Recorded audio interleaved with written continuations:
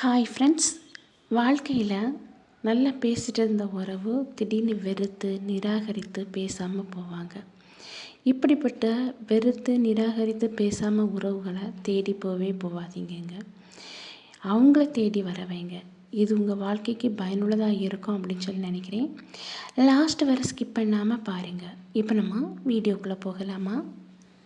திடீர்னு ஒருத்தங்களுக்கு கோபம் வந்துடுச்சுன்னு வைங்களேன், அந்த கோபத்தில் நாக்கு செய்யக்கூடிய வேலை அளவு மூளை செய்கிறதில்ல. இது உண்மை தானே? ஒரு கோபம் வரும்போது நாக்கை வச்சு ஏதாவது பேசிடுவோம். அதுக்கு பிறகு யோசித்து பார்த்தா, ஐயோ நம்ம பேசுனது தப்பு இல்லை அப்படின்னு சொல்லி ஃபீல் பண்ணுவோம். இது உண்மை தானே? நம்மளுக்கு ஒரு கோபம் வரும்போது நாக்கு பேசுகிற அளவுக்கு மூளை செயல்படாது. வாழ்க்கையை ரசித்து வாழ தெரியாதவங்களுக்கும், அதே போல் ருசித்து ஒரு உணவை உண்ண தெரியாதவங்களுக்கும் நல்ல உணவு கிடச்சும் வேஸ்ட்டு, ரசித்து வாழ தெரியாதவனுக்கு நல்ல வாழ்க்கை கிடச்சும் வேஸ்ட் அப்படின்னே சொல்லுவேன். எல்லா நேரத்துலேயும் மனம் விட்டு பேசவும் ஆறுதல் கூறவும் ஒரு உறவு கிடச்சா அது சொர்க்கன்னே சொல்லுவேங்க. ரொம்ப நல்லா பேசிகிட்டு இருந்த உறவு திடீர்னு நிராகரிச்சுட்டு போவாங்க. நல்லா பேசிகிட்டு இருப்பாங்க, திடீர்னு அவாய்ட் பண்ணுவாங்க. நம்ம பேசினாலே பிடிக்காதது மாதிரி வேறு ஏதோ திங்க் பண்ணிவிட்டு நம்மளை அவாய்ட் பண்ணிட்டு போகிறது நமக்கு தெரிய வரும்போது மனசு ரொம்ப வலிக்கும், வேதனை அடையும். ஏன்டா இவங்க இப்படி பண்ணுறாங்க அப்படின்னு வர ஃபீல் பண்ணுவோம். ஆனால் அவங்க நம்மளை நிராகரிச்சுட்டு போகிறாங்க, நம்மளை அவாய்ட் பண்ணுறாங்க அப்படிங்கிறது நமக்கு ஃபஸ்ட்டு தொடக்கத்தில் தெரியவே தெரியாது. ஆனால் அவங்க இதை கண்டினியூ பண்ணும்போது தான் நமக்கு புரிய வரும், இவங்க நம்ம அவாய்ட் பண்ணுறாங்க, நம்மளை வேண்டான்னு சொல்லி நிராகரிக்கிறாங்க அப்படிங்கிறது. ரொம்ப அவங்க அவாய்ட் பண்ணி அவங்க நம்ம மனசை காயப்படுத்த அளவுக்குள்ள வார்த்தைகளை பேசின பிறகு தான் நமக்கே புரிய வரோங்க. அது வரை தெரியவே தெரியாது. ஏன்னா இவங்க அவாய்ட் பண்ணுறது வரை தெரியாத அளவு இருக்கிறாங்க அப்படின்னா ஒருத்தங்க அவங்க மீது அளவு கடந்த அன்பு வச்சுருக்காங்க. இதுதான் உண்மை. சிலவங்களுக்கு என்னென்னா, நம்ம மேலே வெறுப்பு இருக்கும், ஆனால் அதை வெளியே காணிக்காமல் ஏதோ கடமைக்கு பேசுவாங்க. அப்படி கடமைக்கு பேசும்போது வர நம்ம மனசு காயப்படும் அளவு பேசுவாங்க. இப்படி கடமைக்கு பேசி காயப்படுத்துறதை விட மொத்தமாக வெறுத்துட்டு வெறுப்பாகவே இருக்கிறது ரொம்பவே நல்லது அப்படின்னே சொல்லுவேன். புதுசாக ஒன்று, அதாவது அது திங்ஸாக இருக்கலாம், உறவாக இருக்கலாம், ஏதோ ஒரு புதிய உறவு ஒன்று கிடைக்குது அப்படின்னு சொல்லிட்டு பழைய உறவு ஒரு நாளும் கைவிட்டுறாதீங்க. ஏன்னா புதிய உறவு திடீர்னு வலியை தரும்போது அந்த பழைய உறவுகள்கிட்ட போய் ஆறுதல் அடையலாம் அப்படின்னு சொல்லி நீங்கள் அந்த பழைய உறவை பழையது மாதிரி கிடைக்கணும் அப்படின்னு சொல்லி தேடி பார்த்தீங்கன்னா அது கிடைக்காது. இதை முதல்ல புரிஞ்சுக்குங்க. சிலரது வாழ்க்கையில் சிலவங்கள தூக்கி எறியவும் முடியாது, அவங்கள விட்டு விலகி செல்லவும் முடியாது. அவங்களே நினச்சிட்டு ஒவ்வொரு நாளும் கண்ணீர் வடிக்கிற வாழ்க்கை சிலவங்க வாழ்ந்துட்டு தான் இருக்காங்க. ஒருத்தங்க உங்களை வெறுத்து ஒதுக்கி நிராகரிச்சுட்டு போகிறாங்கன்னா அவங்கள நினச்சி கண்ணீர் மட்டும் வடிக்காதீங்க. அவங்க முன்ன நீங்கள் வாழ்ந்து காணிக்கணுமே தவிர அவங்கள நினச்சி கண்ணீர் வடிக்கிறது பெரிய முட்டாள்தனம் அப்படின்னே சொல்லுவேன். ஒரு உறவு தேவைன்னா அந்த உறவு செய்தால் நன்மைகள் தான் கண்ணுக்கு தெரியும், தீமைகள் ஒரு நாளும் கண்ணுக்கு தெரியாது. அதே உறவு நமக்கு தேவையில்லை அப்படின்னா அந்த உறவுகள் செய்த நன்மைகள் எதுவுமே கண்ணுக்கு தெரியாது, அந்த தீமை மட்டும்தான் கண்ணுக்கு தெரியும். இது உண்மைதானே? ஒருத்தங்க உங்ககிட்ட ரொம்ப அன்பாக இருக்காங்களா, அந்த உறவு அக்கறை காட்டுற உறவு ரொம்ப தூரமாக தாங்க இருக்கும், பக்கத்தில் இருக்காது. பக்கத்தில் இருந்து ரொம்ப அன்பு காணிச்சா வர அந்த அன்பை உணரக்கூடிய அளவுக்கு பக்கத்தில் இருக்கிறவங்களுக்கு புரியவும் செய்யாது. ஒரு பொருள் தன்னுடைய கையில் இருக்கும்போது அதுக்கு அருமை தெரியாதுங்க, பக்கத்தில் இருக்கும்போது அதுக்கு அருமை தெரியாது. அதை ஏளனப்படுத்துறது, அலட்சியப்படுத்துறது, இப்படி தான் இந்த உலகத்தில் நடந்துகிட்ருக்கு. அதே உறவு உங்களை விட்டு பிரிஞ்சு போன பிறகோ இல்லைன்னா உங்களை விட்டு தூரமாக சென்ற பிறகோ தான், ஐயோ இவங்க நம்மளாம் இவ்வளோ அக்கறையாக பார்த்துக்கிட்டாங்களே, இன்றைக்கி நம்மளை வேண்டான்னு சொல்லி வெறுத்து உதறிட்டு போகிறாங்களே அப்படின்னு சொல்லி கலங்கவே செய்வீங்க. நிறைய உறவுகள் அப்படி தாங்க இருக்குது.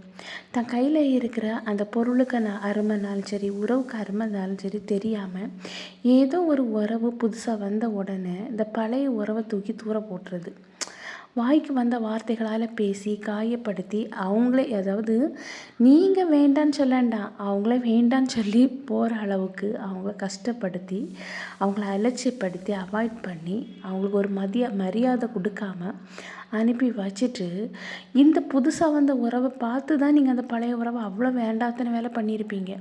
ஆனால் அந்த பழைய உறவு கொஞ்ச நாள் வெயிட் பண்ணி பார்த்துட்டு போதும்டா சாமி, இன்னும் இந்த அவாய்ட் பண்ணது அலட்சியப்படுத்துறதுல நமக்கு தேவையில்லை அப்படின்னு சொல்லி உங்களை புரிஞ்சுக்கும்.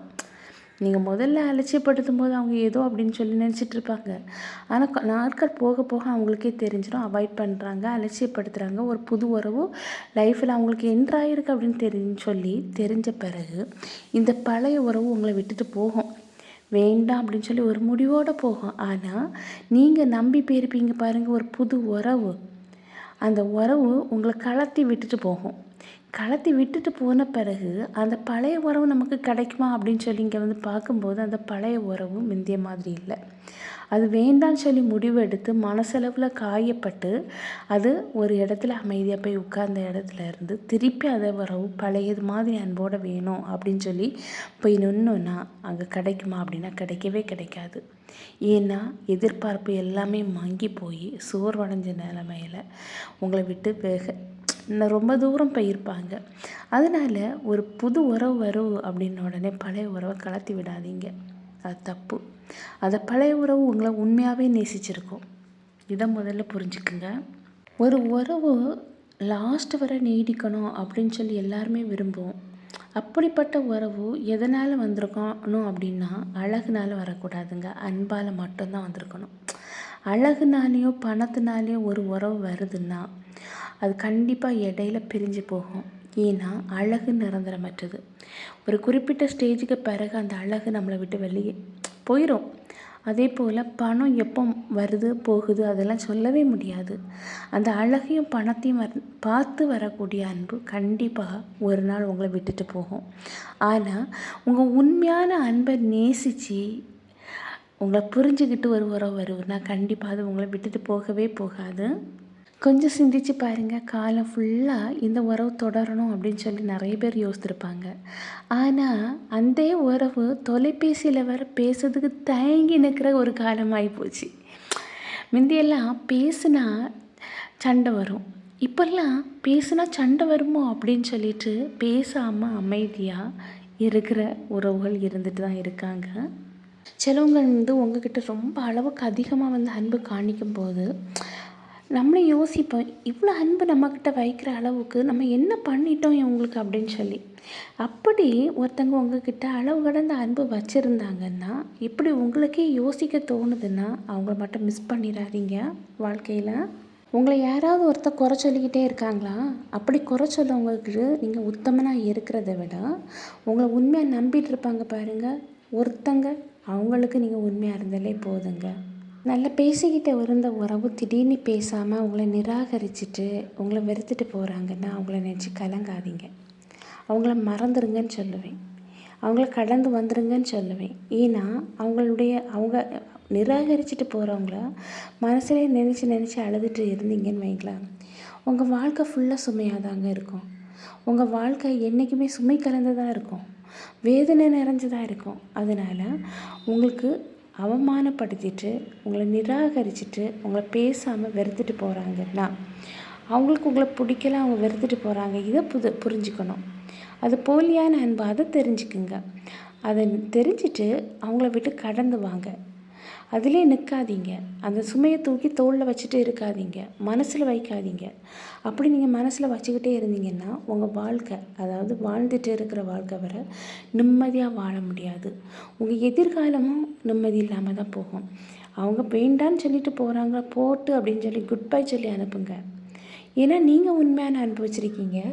அந்த உண்மையான அன்பை புரிஞ்சுக்காதவங்க உங்களுக்கு தேவையில்லைங்க. ஒரு உணர்வுகளையும் சொல்லி புரிய வைக்கணும் அப்படின்னு சொல்லி தேவையே கிடையாது. அதனால் நீங்கள் அவங்கள வெறுத்துட்டு போகிறாங்க, அவங்கள அவாய்ட் பண்ணுறாங்கன்னு தெரிய வரும்போது நீங்கள் அதுலேருந்து மூவ் ஆன் பண்ணி கடந்து வந்துடுங்கன்னு சொல்கிறேன். வந்துட்டு உங்கள் வாழ்க்கையில் நீங்கள் கவனத்தை செலுத்துங்க. உங்கள் வாழ்க்கையில் நீங்கள் முன்னேற பாருங்கள். அதுதான் உங்களுக்கு நல்லது. நீங்கள் அதே யோசித்துட்டு அதே அந்த சுமையை தூக்கி சுமந்துட்டு இருந்தீங்கன்னா உங்கள் மனசு என்றைக்குமே லகுவாகாது. கவலை நிறைஞ்ச வாழ்க்கை தான் நீங்கள் வாழ்ந்துட்டுருப்பீங்க. அதை இறக்கி கீழே வைங்க, அதுலேருந்து கடந்து வாங்க, உங்கள் வெற்றி பாதையில் நீங்கள் செல்லுங்கன்னு சொல்லுவேன். அவங்கள விட வாழ்க்கையில் நீங்கள் முன்னேறி காணிங்க. நீங்கள் முன்னேறும்போது அவங்களே வந்து தேடி வருவாங்க. தேடி வந்த பிறகு நிராகரித்த உறவு, புது ஒரு உறவு வந்த உடனே நம்மளை கலத்தி விட்ட உறவு நமக்கு தேவையான முடிவு பண்ணுங்கள். அது உங்கள் கையில் தான் இருக்குது. நான் என்ன சொல்லுவேன்னா, ஒரு உறவு வந்து நம்ம வேண்டாம் அப்படின்னு சொல்லி, நம்ம பழையது அப்படின்னு சொல்லி நம்மளை ஒதுக்கி தள்ளிட்டு போனாங்கன்னா திருப்பி அந்த உறவு வந்து சேர்க்காதீங்கன்னே சொல்லுவேன். அது உங்கள் வாழ்க்கைக்கு நல்லதாக இருக்கும். ஓகே ஃப்ரெண்ட்ஸ், இந்த வீடியோ உங்களுக்கு பிடிச்சிருந்துன்னா லைக் பண்ணுங்கள், ஷேர் பண்ணுங்கள், சப்ஸ்கிரைப் பண்ணுங்கள். நான் உங்களை நெக்ஸ்ட் வீடியோவில் மீட் பண்ணுறேன். அதுவரை பை, see you.